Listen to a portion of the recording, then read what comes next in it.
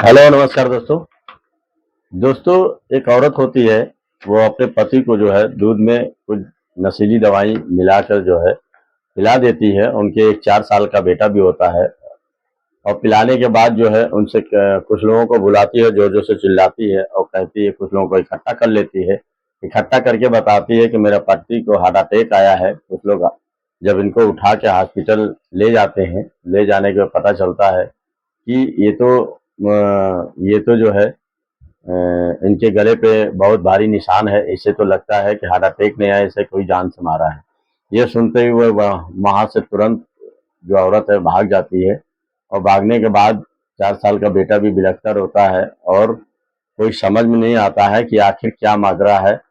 ये सुनकर जो है तब तक एक पुलिस को फोन कर देते हैं डॉक्टर लोग, और पुलिस जब आती है छानबीन करती तो उसको समझ ही में नहीं आता कि ऐसा कैसा ये केस है कि आखिर कोई औरत हार्ट अटैक बता के लाई है, वो खुद ही गायब हुई, तो उनको शक होता है कि हो सकता है उसी ने तो कत्ल नहीं किया है। वो आनन फानन में ढूंढना चालू करते हैं, लेकिन पुलिस को ये नहीं समझ में आता है कि आखिर इसने अपने ही पति को क्यों मार डाला और अपने ही 4 साल के बच्चे को अनाथ कर दिया। तो आइए दोस्तों, ये कहानी आपको विस्तार कर सुनाते हैं। कहानी अगर अच्छी लगे तो लाइक शेयर कमेंट जरूर करिएगा। और ये कहानी दोस्तों जो है सच्ची घटना पे आधारित है और ये कहानी से बहुत बड़ी सीख मिलने वाली है। आप लोग ध्यानपूर्वक सुनिएगा। चैनल पर नए हैं तो सब्सक्राइब कर दीजिएगा और लाइक कर दीजिएगा। और दोस्तों, ये कहानी जो है मुजफ्फरनगर की है। वहीं का एक नगर कोतवाली होता है, वहीं पे एक चमन कॉलोनी होती है। वहीं पे वहीं पे एक औरत जो है रात के 12 बजे होते हैं और वहीं पे वो चिल्लाना शुरू करती है कि कोई है, मेरे पति की तबीयत बहुत खराब है, कोई उन्हें बचा लो। तो इस बात पे कुछ लोग वहीं पे जो है बैठे हुए होते हैं, कुछ लड़के होते हैं, कुछ आदमी होते हैं। वो भाग कर तुरंत आते हैं। आने के बाद तुरंत उस आदमी को उठाते हैं, उठाकर जो है पुलिस वो हॉस्पिटल लेके जाते हैं। और हॉस्पिटल लेके जाते हैं तो डॉक्टर साहब जल्दी देखिए, मेरे पति को जो है हार्ट अटैक आया है और इनको जो है तबीयत बहुत खराब थी पहले से भी। आप जरा देखिए इनको क्या हो गया है। डॉक्टर इधर उधर आला लगाते हैं, कहते हैं कि अरे ये तो इनकी डेथ हो गई है। और डेथ होने के बाद हमें तो शक है कि इनको किसी ने मारा है, क्योंकि इनके गले पे काला निशान पड़ गया है, नीला निशान पड़ गया है। लगता है कि इनकी जो है कि गला दबा के हत्या की है। इस बात पे जो है वो जो औरत होती है दहाड़ मार मार के और तेज रोने लगती है और वो कहती है कि ये कैसे हुआ, किसने मेरे पति की जान ले ली और मेरे बच्चे का क्या होगा, मेरा क्या होगा, वही जो जो से चिल्लाने लगती है। फिर डॉक्टर साहब वहां पे होते हैं, वो क्या करते हैं, पुलिस को फोन लगा देते हैं। पुलिस आनंद फानन में आती है, इधर उधर देखती है तो वो लाश के पास जो उसका बेटा 4 साल का वही रो रहा होता है। उससे पूछते हैं मम्मी कहाँ है, तो कहता है मम्मी अभी पानी लेने गई हैं। तो इस बात पे पूरी ढूंढने शुरू करती है तो पता नहीं चल पाता है कि आखिर वो कौन औरत थी, क्या है। उसने कुछ नाम पता लिखवाया भी नहीं था। लड़के से पूछा जाता है कि तुम्हारी मम्मी का नाम क्या है, तो वो बोलता है कि मेरी मम्मी का नाम शाहीन है। तो कहता है ये तुम्हारे कौन है, कहे ये मेरे पापा हैं, इनका नाम सलमान है। कहे कि तो मम्मी कहाँ गई है, तो कहता है कि पानी लेने गई हैं। पुलिस समझ जाती है कि जरूर ये इसने ही कुछ अपने पति को जो मारा है, तभी यहाँ से गायब हुई है। तुरंत पुलिस उसे ढूंढना चालू कर देती है और ढूंढते ढूंढते जो है पुलिस मुजफ्फरनगर के जो है रेलवे स्टेशन पे जाके इधर उधर चलकदमी करने लगती है कि आखिर वो औरत जब अपने पति को मारी है तो जरूर रेलवे स्टेशन से भागना चाहेगी। वो जाके जो है रेलवे स्टेशन पे इधर उधर पता लगाते हैं और बाद में वो एक औरत को पकड़ते हैं। तो उसका नाम जो है शाहीन, वो तो नाम अपना बताती है। तो पूछते हैं तुमने अपने पति का कत्ल किया है, तुम मारी हो, तो कहती है नहीं मैंने साहब नहीं मारा।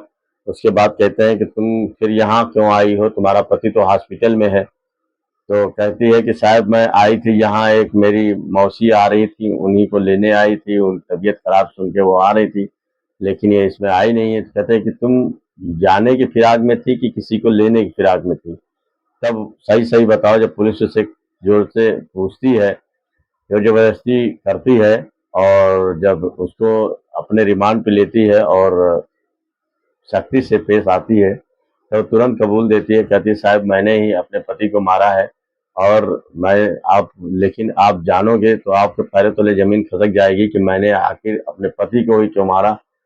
तो ये शायद बहुत पुरानी बात है, ये कम से कम 7 साल पहले मेरी सलमान से शादी हुई थी। इनका नाम सलमान था और मेरा नाम शाहीन था। और जो है इनके पिता का नाम ये ककराला थाना के रहने वाले थे और इनके पिता का नाम हमली है। और मेरी शादी इनसे 7 साल पहले हुई थी, सब कुछ ठीक ठाक चल रहा था।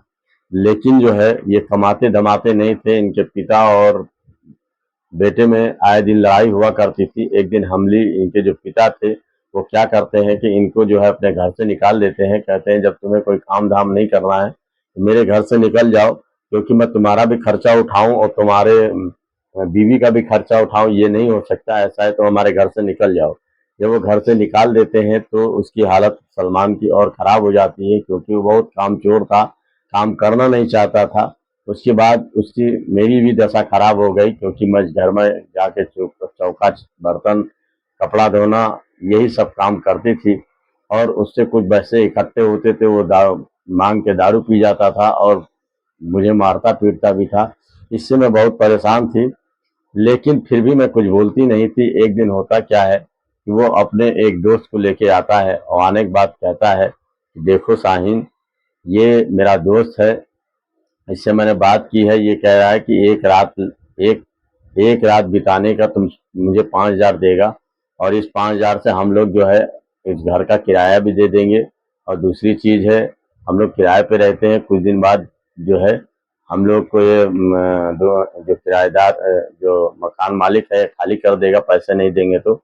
और बच्चे को जो दूध दूध लाना है या बच्चे को जो भी दिक्कतें होती हैं या जो भी खर्चा होता है वो सब कर्जे पे चल रहा है। अगर उनको पैसा नहीं दिया गया तो वो देना बंद कर देंगे और फिर मैं यहाँ से तो भैया भाग जाऊंगा, बच्चों की तुम अकेले अपने बच्चे को पालना। इस बात पे जो है शाहीन को समझ में नहीं आता है। वो अपने पति की बात सारी समझती है, समझने के बाद कहती है कि चलो अच्छा ठीक है, एक रात की बात है तो एक दिन मैं सो जाऊंगी, लेकिन फिर दोबारा न लाना किसी को। तो इस बात पे कहता है कि मैं पागल हूँ क्या, मैं दोबारा तुम्हें क्यों लाऊंगा।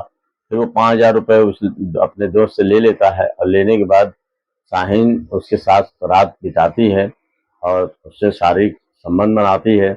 लेकिन जो है जब बना लेती तो आके सलमान से कहती है देखो ये तुम्हारी पहली और आखिरी गलती है, इसके बाद तुम मुझे किसी दलदल में मत ढकेलना। तो कहता है नहीं नहीं ऐसा नहीं होगा। लेकिन कुछ दिन बाद बीतते हैं, वो उससे दारू सारू और पीता है और मजे करता है और खाता पीता है, बढ़िया सिगरेट पीता है, मुर्गा मच्छी खाता है और दारू पीता है और कहता है क्या है इसके आराम की ज़िंदगी है, पैसा होने पे ज़िंदगी इतनी खुशहाल हो जाती है। उसके बाद वो और भी काम करना बिल्कुल काम बंद कर देता है, सिर्फ यही दारू जुआ यही सब खेलता है। उसके बाद फिर क्या होता है, एक दिन फिर किसी को ले आता है, कहता है कि देखो शाहीन पैसे खत्म हो गए, अब हम लोग को भूखों मरने की नौबत आ जाएगी, क्योंकि 1 रुपया जेब में नहीं है। तुम जो पैसे कमाती हो वो बच्चे के दूध और खाना बनाने के जो आवश्यक चीजें हैं उसी में खर्च हो जाते हैं, 1 रुपया हाथ में नहीं आता है।